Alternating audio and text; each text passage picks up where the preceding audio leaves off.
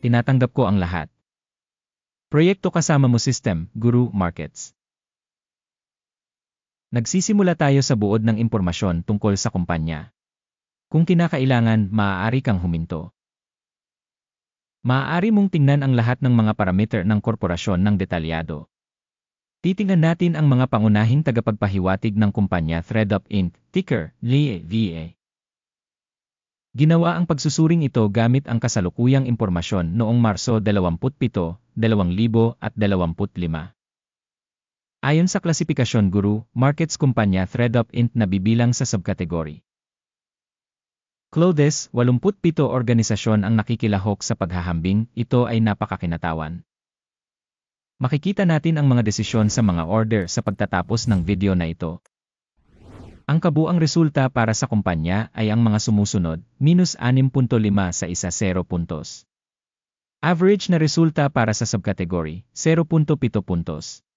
Kung titignan mo ng malawak sa loob ng buong stock market sa pangkalahatan. Nakita namin na ang average na score para sa merkado sa kabuuan ay 1.7 puntos. Laban sa score na minus 6.5 puntos para sa ThreadUp Inc. Paghahambing ng dynamics ng share price ng isang kumpanya ThreadUp Inc. at pagbabahagi ng subkategory. Makikita natin na in 12 months ang shares ThreadUp Inc. nagpakita ng pagbabago ng 37.7%. Laban sa mga pagbabago sa presyo sa subkategory na binawasan ng 2.1%.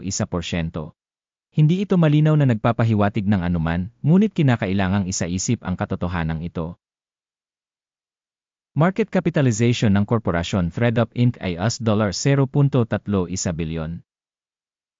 Na may market capitalization ng subkategory na $526 bilyon. ThreadUp Inc. ay may bahaging 0.058% at isa sa napakaliit na kumpanya sa subkategory. Ang capitalization ng balance ng kumpanya ay $0.04 bilyon. At ang capitalization ng balance sheet ng subkategory ay $101 bilyon. ThreadUp Inc. bumubuo ng isang bahagi ng 0.035%. Sa pamamagitan ng paghahambing ng mga inookupahang bahagi ng market at balance sheet capitalization, makikita natin ang mga sumusunod. Ibahagi ThreadUp Inc. sa isang subkategory kapag tinatasa ang market value ay 0.058%. Ang capitalization ng balance ay 0.035%. Na 40% mas mababa kaysa sa bahagi ng market capitalization. Pagtatasa ng bahagi ng kumpanya sa merkado at capitalization ng balance ng subkategory, masama, minus 1 puntos. Ang mga utang ng nasuri na kumpanya ay nagkakahalaga ng $0.037 bilyon. Utang sa book capitalization account para sa 72.5% ng kapital ng kumpanya. Resulta sa antas ng mga obligasyon sa pananalapi ng kumpanya, masama, minus 1 puntos. Ang ratio ng presyo sa merkado ng kumpanya sa tubo nito ay tumutugma sa 0.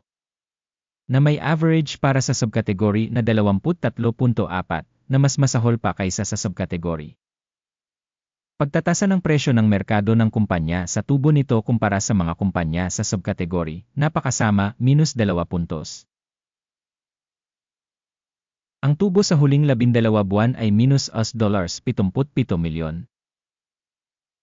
Hindi alam ang mga kita sa hinaharap para sa susunod na 12 buwan.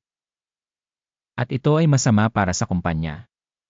Pagtatasa ng hinulaang kita sa hinaharap kumpara sa mga kumpanya sa subkategory, masama, minus 1 puntos.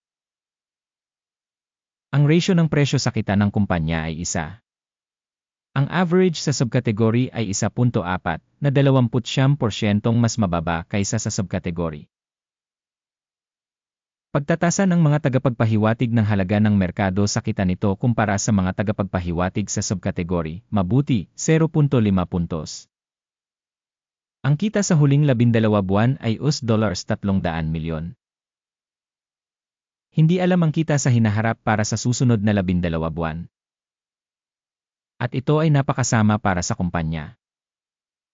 Pagtatasa ng tinantyang tagapagpahiwatig ng kita sa hinaharap kumpara sa mga tagapagpahiwatig sa subkategory, masama, minus 1 puntos. Ang margin ng benta ay minus 25.7% na may average para sa subkategory na 5.8%.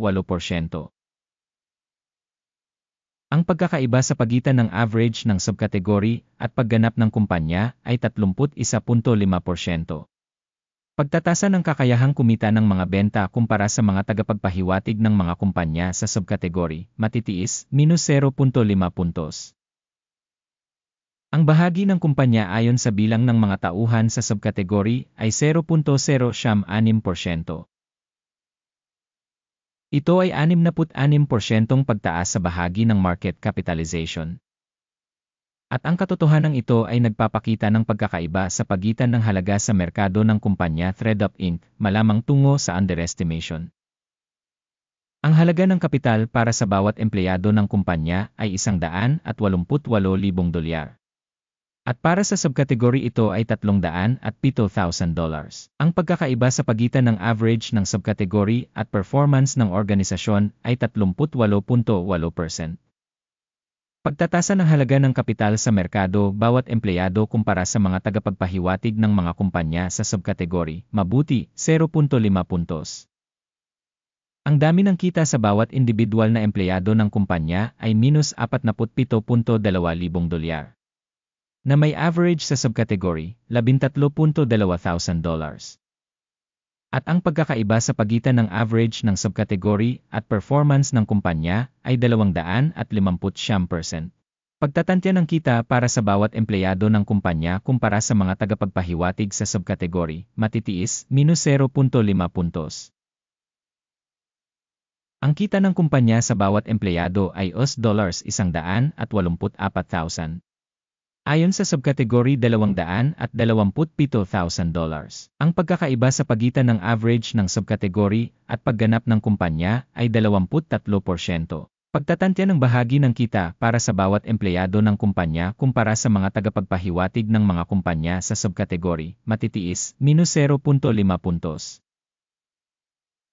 Shares for sale account para sa 4.5% na may average na subkategory na 4.9%. Ito ay isang maikling squeeze indicator. Tagapagpahiwatig RE14 na nagpapakita ng antas na 57% para sa kumpanya ThredUp Inc. Samantalang sa subkategory ang antas na ito ay 42%. Potensyal, ang mga bahagi ng subkategory ay mas mababa ang halaga kaysa sa kumpanya ThredUp Inc.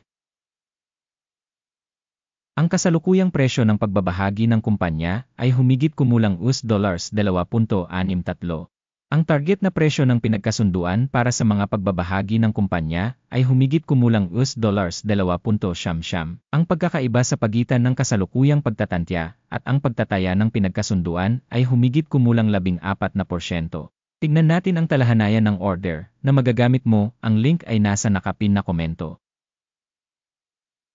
Ang talahanayan ng pagkakasunod-sunod ay naglalaman ng ganap na lahat ng mga desisyong ginawa ng publiko mayong season ng Sistema ng Impormasyon at Sangguniang Guru Markets. Ang pag-access sa talahanayan ng order ay ganap na libre at bukas, link sa nakapin na komento. Bilang resulta ng pagtatasa ng mga mahalagang papel ThredUp Inc. Sistema ng pagtatasa ng impormasyon at Sangguniang Guru Markets, isang desisyon ang nagawa. Buksan ang isang order na bumagsak sa presyong $2.64 bawat bahagi. Ang order ay binuksan dahil sa ang katunayan na ang kumpanya ay may isang medyo mababang rating. Ang pagtatasa ng kumpanya ay isinagawa batay sa pamamaraan ng pagtatasa, ang index ng AKIM. Ang take profit ay nakatakda sa 1.7. Ang stop loss ay nakatakda sa 3.4.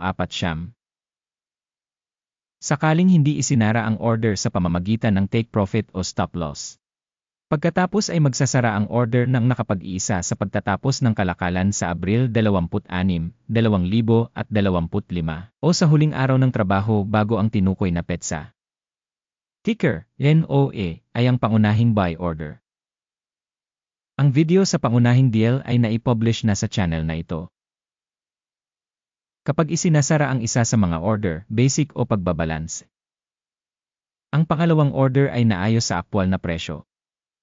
Salamat sa lahat sa panonood ng video na ito at sa paggamit ng Sistema ng Impormasyon at Sangguniang Guru Markets. Ikaw ang pinakaastig na madla sa mundo.